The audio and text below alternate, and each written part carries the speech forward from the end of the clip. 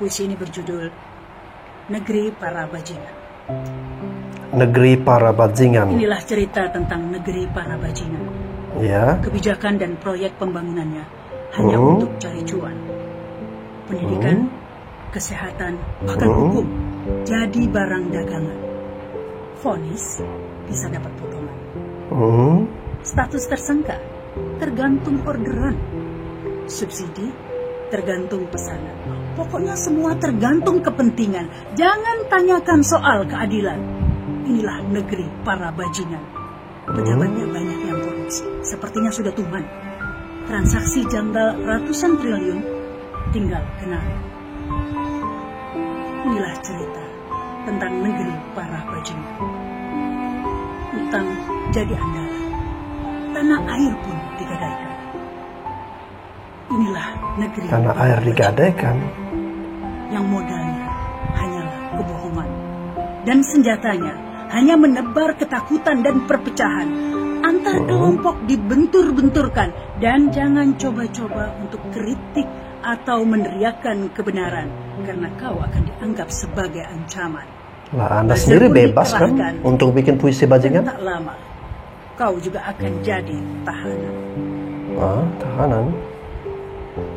Inilah negeri para bajingan, di mana pemimpin dan keluarganya ingin berkuasa sepanjang zaman. Segala cara dihalalkan. Ujung-ujungnya diarahkan ke Pak Jokowi ternyata. Inilah negeri para bajingan. Jangan tinggal diam, kawan. Lawan kebejatan. Tak perlu menunggu MK membuat keputusan, karena semua lembaga negara sudah menjadi dagelan. Buruh, mahasiswa, dan rakyat semua adalah tumpuan untuk merebut kembali negeri dari tangan para bajingan. Sekaranglah waktunya perubahan. Ujung-ujungnya kampanye perubahan, guys ya. Oke, puisi yang lucu-lucuan ya puisi ini. Hanya dengan sedikit lagu ya, melodi yang seolah-olah membuat orang dengar wow ya, terhanyut. Tetapi kata-katanya begitu keji ya, karena puisi ini termasuk puisi yang menebarkan kebencian kepada Presiden Jokowi ya. Karena Presiden tadi dia katakan ingin berkuasa sepanjang zaman ya. Kalau ingin berkuasa sepanjang zaman ya, Anda bilang Pak Harto masuk akal ya. Kalau Pak Jokowi sudah sesuai dengan undang-undang yang berlaku ya. Masa jabatan Presiden dibatasi 2 periode. Dan di tahun 2024 Pak Jokowi akan turun dari jabatannya ya.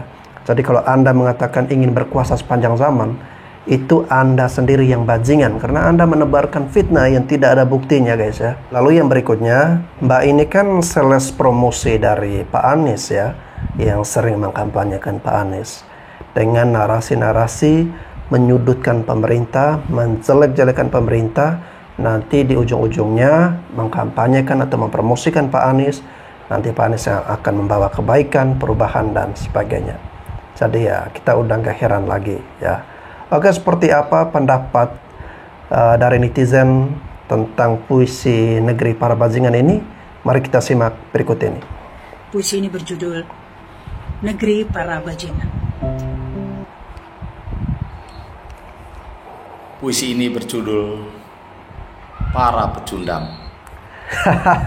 Wahai para pecundang Republik,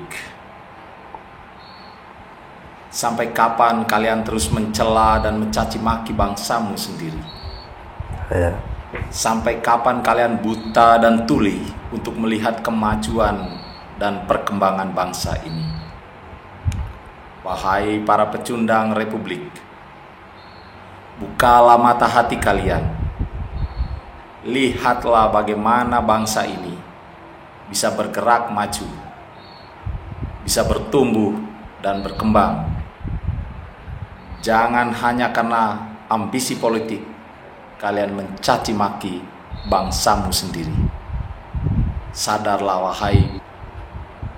Wow, puisi Negeri Para Bajingan dibalas dengan puisi para pecundang. Keren. Puisi ini berjudul negeri para bajingan. Tapi kenapa ya Bu, orang-orang keturunan Yaman nyaman di Indonesia, malah kayak ingin berkuasa di Indonesia? Kalau memang negara ini kayak gitu, kenapa masih tinggal di Indonesia? Masih nyaman di Indonesia, hidup enak di Indonesia, nggak pulang ke negaranya. Ingat, Ibu dulu pernah menghina Pancasila juga kan? Makanya Ibu sampai dipecat. Dulu Ibu katanya reporter, tapi sekarang udah jadi buzzer. Kalau merasa nggak enak hidup di Indonesia, kenapa nggak pindah? Betul ya, saya setuju ya. Kalau memang negeri ini udah dianggap negeri para bajingan, Ibu merasa nggak nyaman di Indonesia, ya angkat kaki dari sini Bu, ya tinggal aja keluar. Ya. Kami rakyat Indonesia tidak rugi kehilangan orang seperti Anda, ya malah senang bahagia ya. Negeri kita aman dari orang-orang yang suka membuat adu domba seperti ini. Puisi ini berjudul Negeri Para Bajingan. Mbak ini cantik, anggun, keibuan, taat beribadah sesuai dengan bajunya apa yang dipakai, mantan penyiar, berpendidikan tinggi, seharusnya berucap itu yang menyejukkan, mempunyai wawasan kata-kata yang lebih enak didengar, ya. Harusnya lebih menyejukkan. Ya, sekarang bebas kita berdemokrasi, mau senang dengan pemerintah, tidak suka dengan pemerintah, tapi Anda gagal dalam menjaga etika, ya Mbak ya. Mungkin latah karena sekarang lagi tren dengan kata-kata itu, jadi Anda percaya diri berucap ini itu, ya Mbak ya. Ya, Indonesia adalah negara yang menjunjung tinggi etika sopan santun, baik berkata, tingkah laku, ya. Anda sebagai mantan penyiar televisi harusnya menjaga nama besar Anda itu, ya Mbak ya. Sayang sekali wajah secantik Anda tidak secantik hatimu, ya. Ada yang bertanya kepada saya, Om Preman, benarkah bahwa Amerika dan Eropa kepingin mengambil alih lagi tambang-tambang yang sudah dikuasai oleh Indonesia? Ya, saya jawab gini. Sebelumnya mohon maaf nih, karena pendapat ini adalah pendapat orang-orang dari desa. Menurut saya begini, pada waktu Pak Jokowi itu menjadikan Indonesia itu kepingin menguasai tambang-tambang yang sudah dikuasai oleh Amerika dan Eropa ataupun Jepang, itu mereka dengan otomatis akan benci kepada presiden kita.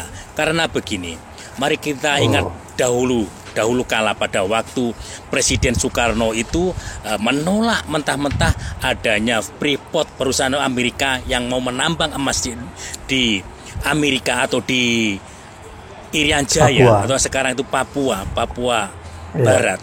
Itu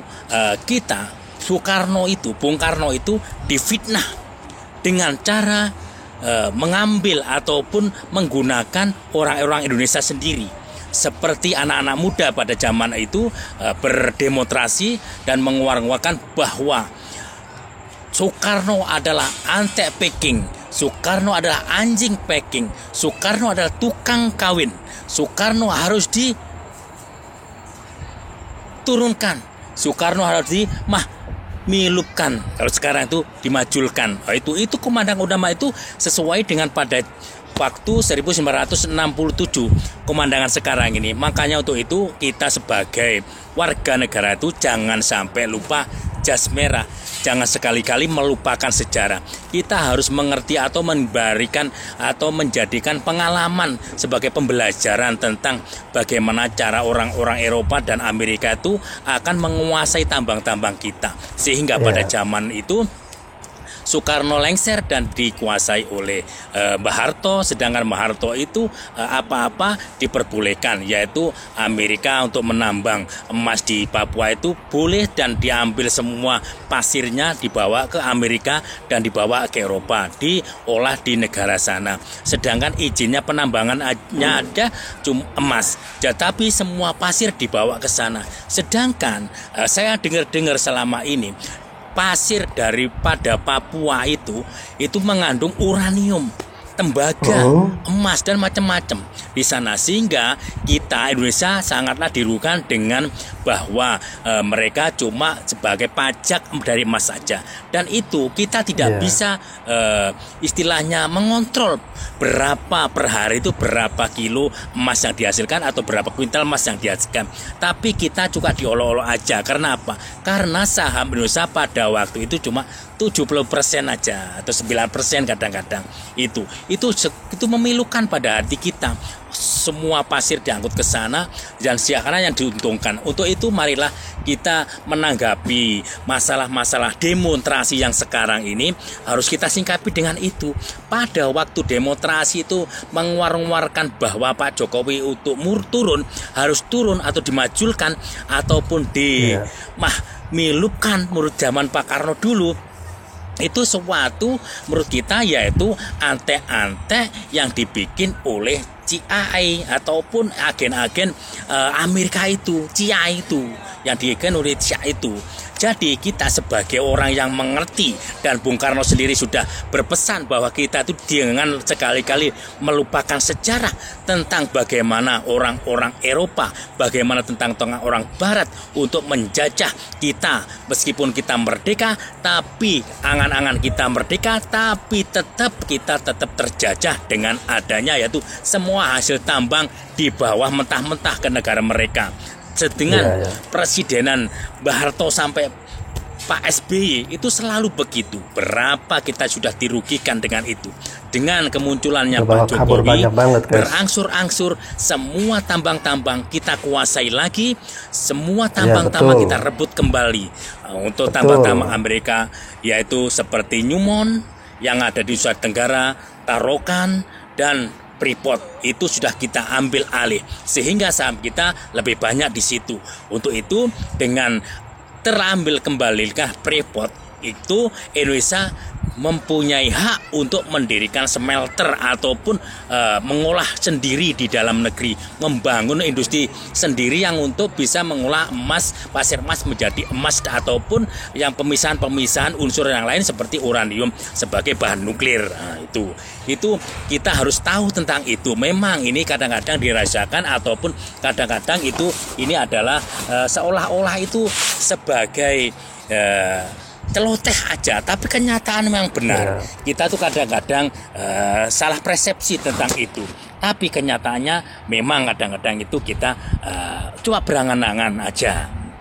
Untuk itu, wahai saudara-saudaraku setanah air, marilah kita jangan sekali-kali lupa dengan sejarah bagaimana negara-negara asing itu mengiming-imingi kita ataupun akan membubarkan negeri ini dengan terus-menerus mengambil semua sumber daya alamnya sehingga kita tidak akan mempunyai apa-apa. Dengan begitu negeri ini akan bubar dengan sendirinya.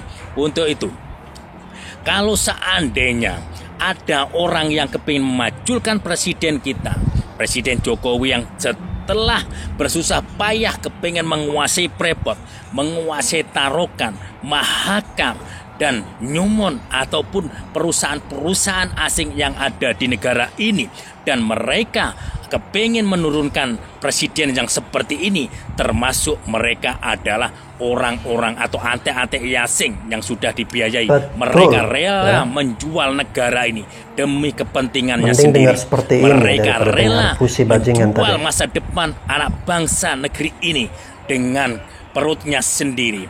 Mereka rela menjual apapun di Indonesia ini demi keinginannya sendiri ataupun demi kenikmatannya sendiri. Itu adalah suatu kecelaan ataupun suatu perbuatan yang tercela menurut kita. Untuk itu, wahai saudara-saudara setanah air, janganlah sampai kita menurunkan presiden kita. Janganlah sampai ada golongan yang kepingin menurunkan presiden kita yang seperti ini. Janganlah kita biarkan orang-orang seperti ini. Karena kita harus tahu, kita harus menyisir cerita-cerita lama 1967, bagaimana pihak-pihak Amerika, pihak-pihak Eropa kepingin menurunkan Soekarno, karena Soekarno adalah orang-orang Jawa yang cerdas, orang Indonesia yang cerdas. Dianggap mereka suatu ganjalan bagi mereka, suatu ganjalan bagi tingkah laku mereka yang akan menguasai negeri Indonesia ini. Untuk itu, dengan kemampuan kekuatan rakyat Indonesia pada zaman itu, Soekarno digulingkan dengan fitnah-fitnah yang dibikin oleh intelijen Amerika. Untuk itu, wahai saudara-saudaraku, janganlah kita sekali-kali membiarkan orang-orang yang kepingin memajulkan Pak Jokowi yang sudah bersusah payah menguasai industri-industri ini, menguasai tambang-tambang kita, balik lagi ke pangkuan Ibu Pertiwi. Untuk itu, marilah kita bersatu padu dengan 17 Agustus ini, dengan bulan kemerdekaan ini. Marilah kita bersemangat lagi untuk memerangi ante-ante asing yang kepingin menjadikan negara kita hancur dengan adanya perang saudara. Untuk itu, marilah kita berhati-hati dalam bertutur kata, apapun berhati-hati dalam mencikapi hal-hal yang kepingin pemerintah ini tidak akan ada mengatur dalam negara lagi. Untuk itu, marilah kita songsong, marilah kita dukung dengan program kemajuan Indonesia, dengan program hilirisasi ini. Marilah kita olah sendiri hasil tambang kita sendiri. Itu ada satu-satunya bagaimana kita nanti agar menjadi negara yang maju, tidak seperti negara yang berkembang terus. Kalau kita biarkan orang-orang yang kepingin merubah ataupun dengan celotehan-celotehan lain ingin merubah Indonesia seperti yang mereka mau, kita harus halang-halangi. Kenapa? Karena dengan celotehan perubahan itu merupakan unsur-unsur dari Amerika, bahwa Amerika tidak rela kalau Indonesia maju, bahwa Eropa tidak rela dengan Indonesia maju. Untuk itu, wahai saudara-saudara setanah air, marilah kita berpegang erat, bersatu, berpelukan untuk memerangi mereka dengan semangat kemerdekaan 17 Agustus 1945, Undang-Undang Dasar 45 dan Pancasila sebagai dasar negara. Kita harus mampu membuat atau mampu menjalankan negara ini sehingga negara ini akan menjadi maju dan anak cucu kita menjadi anak-anak yang cerdas dan sejahtera. Wassalamualaikum warahmatullahi wabarakatuh. Salam sejahtera.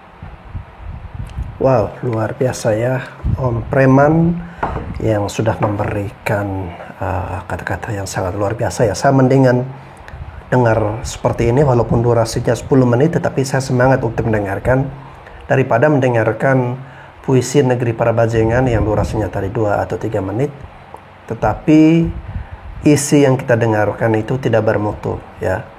Oke, dari apa yang disampaikan oleh Bang Preman ini guys ya, saya dapat menangkap seperti ini. Tadi Pak Jokowi ini harus dilindungi, harus kita jaga sampai dengan selesai akhir masa jabatannya dari orang-orang yang ingin memaksulkan, melengsarkan, menggulingkan beliau ya. Karena jika Pak Jokowi digulingkan lebih awal ya, sebelum berakhir masa jabatannya, maka semua keputusan-keputusan beliau selama ini ya dianggap hangus ya, hangus dengan sendirinya ya. Oleh karena itu, yang akan mengambil alih kekuasaan, yang akan memporak-porandakan bangsa dan negara kita ya. Tadi seperti yang disampaikan oleh Bang Preman, orang-orang yang ingin memaksulkan, yang sering menarasikan, yang menjelek-jelekan Presiden Jokowi, ya, contohnya seperti puisi tadi, ya, itu menurut Bang Preman bisa kita kategorikan atau bisa masukkan dalam kelompok-kelompok yang ada unsur Amerika dan Eropanya di situ, yang ingin menjajah negeri kita, ya. Karena baru di zaman Pak Jokowi, ya, orang-orang Eropa yang mempunyai kepentingan, ya, dan juga Amerika yang mempunyai kepentingan itu menjadi tidak suka, ya, karena buktinya Pak Jokowi berhasil menguasai saham Freeport, lalu kemudian berhenti untuk mengekspor nikel dalam bentuk ekspor mentah, ya, harus diolah dulu. Nah, yang akhirnya membuat WTO menggugat kita, guys, ya. Itu adalah bukti keberadaan Pak Jokowi yang berani untuk melawan asing, guys, ya. Dan orang-orang seperti Pak Jokowi ini harus kita lindungi, kita jaga, karena beliau benar-benar bekerja, berjuang untuk kepentingan bangsa dan negara, ya. Tetapi jika kalian ingin memaksulkan, menggulingkan Pak Jokowi sebelum masa jabatannya berakhir, berarti kalian ini, ya, ada unsur Eropa di situ, ada unsur Amerika di situ, ya. Oke teman-teman, mari kita dengarkan lagi, masih ada komentar-komentar luar biasa dari netizen berikut ini.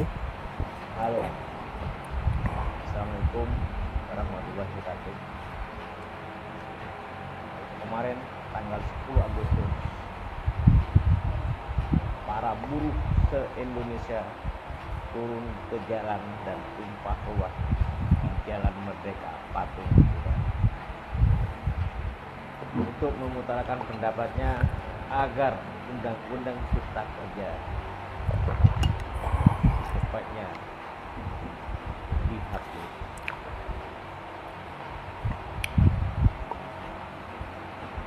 Sebagai buruh, itu hak kalian untuk memperjuangkan hak. Tapi kalau dilihat dari pentolan-pentolan para buruh Indonesia, yaitu Said Iqbal dan teman-temannya,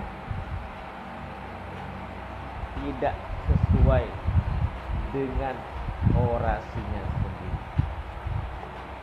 Kalau di depan kalian,